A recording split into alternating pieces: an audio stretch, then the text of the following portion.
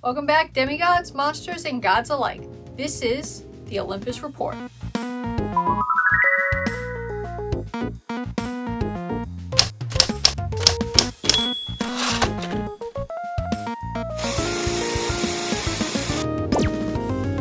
Now, what kind of channel would this be if I didn't talk about the biggest news to sweep Olympus since Apollo lost his godhood? That's right, demigods. The camp has enchiladas today. No takers?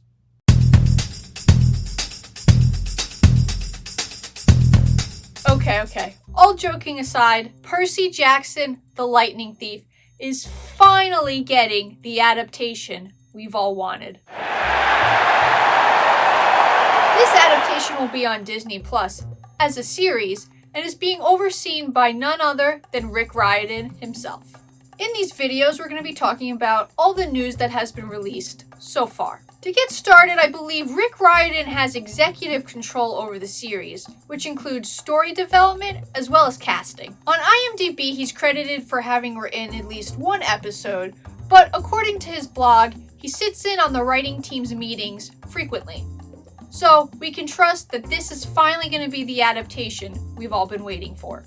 Now, unlike previous adaptations, this isn't going to be a movie. It's going to be a full TV series. So it's going to have a lot of time to flesh out the parts of the book. Riordan has said it's staying faithful to the source material, but he's also teased that they're including some new elements or Easter eggs to keep the fans who have read the books multiple times on their toes. The series started filming on June 2nd in Vancouver, and episodes 1 and 2 are currently being shot, with episode 3 to start filming in August, with the whole series to conclude filming in February of 2023. Now, this may seem like a really long time, but as someone who went to school for film, trust me, it's not. Plus, we want to make sure they do it right. So far, limited cast has been announced, but we do have some casting news to talk about. Up first, we couldn't have Percy Jackson, the Lightning Thief, without Percy Jackson himself. Now, forgive me if I mispronounce any of these actors' names. Percy is set to be played by Walker Scobell, who starred alongside Ryan Reynolds in the Netflix film The Adam Project. As soon as Walker was announced, I immediately went and watched The Adam Project.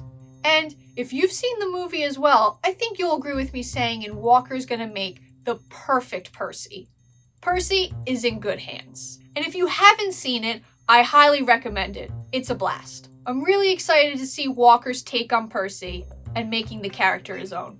Up next, we have Aryan Samadri as Grover Underwood himself.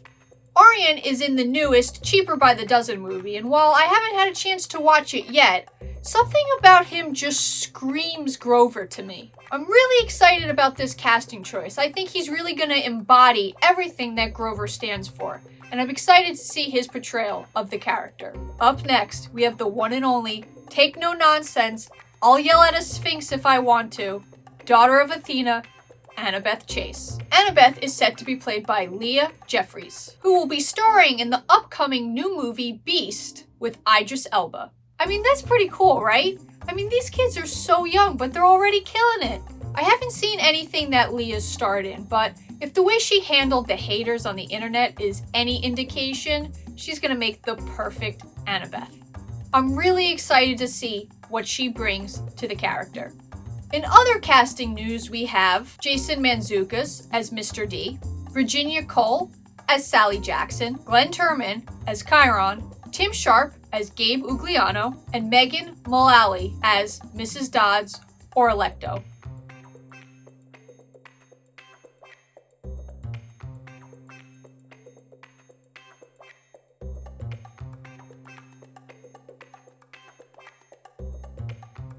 It's also been announced that Industrial Light and Magic, the special effects company founded by George Lucas, will be working on the series. It's been reported that they'll be using the volume. The volume is a new way of filmmaking that replaces the green screen. This new technology is really incredible, and if you want to learn more about it, I suggest watching the documentary The Making of the Mandalorian on Disney+.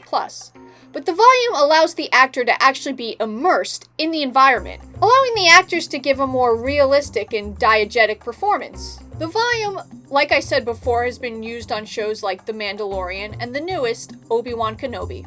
Overall, it looks like it's shaping up to be something pretty incredible, and I know I just can't wait to see the first episode. That's all the news we have so far on what's been announced, but stay tuned. As new updates come out, I'll be sure to let you know.